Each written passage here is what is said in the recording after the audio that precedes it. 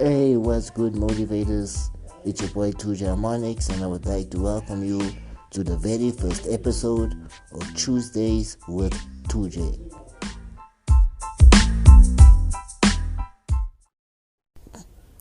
So, in today's episode, I would like to focus on the beginning of my creative journey.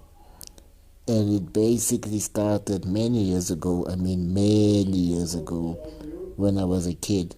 I used to love drawing. I basically would record episodes of Garfield or Teenage Mutant Ninja Turtles or Biker Mice from Mars, and I would basically just pause the episode and I would draw what I see on the screen.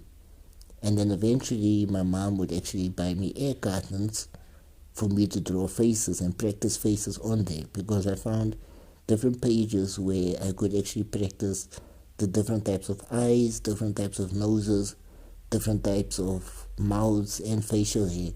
And I would practice that on the air cartons. And that quite impressed my mom. She would take the air cartons to work and show it to her work colleagues. But eventually my impairment actually got the best of me. Like, I was getting weaker. I was struggling to hold a pencil. I was struggling to hold a pen. I couldn't even write anymore. So I had to move on to my next passion, which was writing poetry. And eventually from writing poetry, I moved to writing raps. And I remember I didn't know anything about bars and hooks and choruses, the structure of a normal song. So what I used to do is I would listen to music and just copy the structure of what I was listening to. And I remember my friend and I, Bucks, used to practice on the song by Jay-Z and Eminem, Renegade. And because we didn't know what bars are, we thought like the whole page is verse 1. So our verses were very long though, and we would practice every day. For like 2 to 3 months we were practicing on writing raps. Now I know what you are thinking. I just said now that I struggle to write or draw with a pen or a pencil. What do I mean by writing raps? And basically what I started doing was writing on my mobile phone, which was typing out the lyrics. So I found that I could still use my thumb very well, like with pressing, and my left index finger and my right thumb, because I was an avid gamer. I used to love playing games, so I could still use my left index finger and my right thumb to actually write raps on my phone. So now we felt quite confident. After writing many verses, we felt like we could actually take it the next step up and actually go and battle. So there was these local ciphers that we used to host at the Rustenburg Library. And we used to meet up there, a whole lot of rappers. Like in Rustenburg there was so many rappers there, and we used to battle each other. And for some reason, a lot of people used to fear me because I actually learned how to rap very fast, like using multis. I didn't know I was using multis, and maybe it was because of I was copying Eminem a lot. And at the time when we were ciphering and battling, there was a DJ from Radio Mafisa that walked past because he heard about the ciphers. His name was DJ Feathers, and he heard us rapping, and he was like, "Yo, you guys need to come to the radio station for an interview. If you have any music, just bring it through." And that's when we decided we need to find a studio to record. So Rustenburg is more of a mining city, and if you are creative, it's very difficult for you to pursue any creative ventures because it can't cater for you unless you are a mine worker. That is where it ends. So to find a studio was very difficult. Nobody had a studio. So I was at a school, which was more like a computer college kind of thing. And I will share more about that in future episodes about my schooling career. But at the time, we actually discovered that there's a studio on campus. And we did some research, like, there's a studio? And we went to find out about it, and yes, there was a studio, and the guy was giving us his rates, which at the time was 250 Rand per song.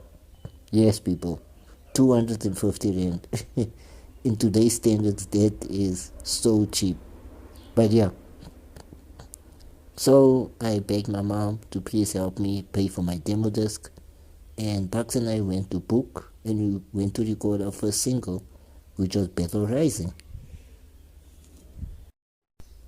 So we went to the site for the following week with our CD, hoping the DJ will make his appearance, and he did. And we gave him our CD, and he's like, "No, follow me. I'm on my way to the station right now. You want to do the interview now?" Like, yeah, for sure. And lo and behold, the station was actually around the corner from the Rustenburg library, so it was quite very close. So we followed him, and he spoke to his audience and said, "There's a surprise. I would like to introduce you to the new rappers in Rustenburg." And yeah, it was a great interview. But when he played the music, yeah, his response was, "Yo, Rustenburg has its own Eminem."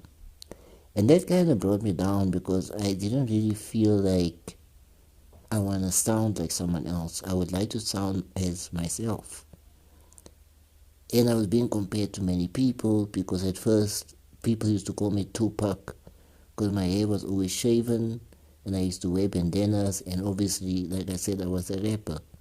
So people used to call me Tupac, and now they're calling me Eminem also. So at the time I decided, you know what, I need to change my name. And I thought, because my initials are JJ and people are already calling me Tupac, I thought, let me change my name to 2J. And that was the first step to finding my uniqueness and my own individuality. And the next step was to actually find my own sound. And if you would like to hear how I used to sound like, I think you would hear that I did sound like Eminem. For example, "I experience these lyrics influenced by evil spirits. I hear these voices making choices every time that I hear it. Saying take your mic and Shakespeare it. When people hear it, they fear it. This happens every time I see the mic and get near it." Yeah, so that's where my journey started to find my own sound. And with BOT, we did record a couple tracks, but then I eventually recorded my own single called Disability Punches, which I was only pushing in the streets. And to me, it actually went far. Like, whenever I visited my sister in Pretoria, and I would visit my cousins in Eersterus, I would find my music here without me even distributing it, which I found very interesting. But I did decide I would like to move to Pretoria, but before I do, I would like to leave Rustenburg in a better place.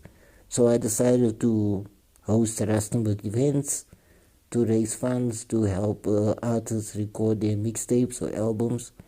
But like I said, it's very difficult to pursue a creative career in Rustenburg, so people were not really supportive in buying tickets, and yeah, it was really difficult. And there was an event that I threw called War March, which was like very dramatic. It was very violent. People had to throw their bodies on top of me because people were throwing like bottles at us, and I will share that. I think I'll share that story next week, so please do look out for that one also.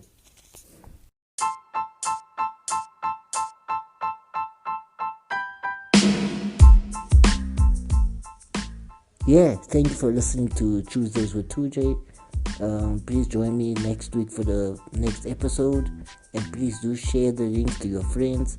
Get more people to listen to the podcast, because I plan to share more stories, I plan to do interviews, and I plan to give more creative education on my podcast. So please do follow me on my social medias, and yeah, see you all next week. Peace out.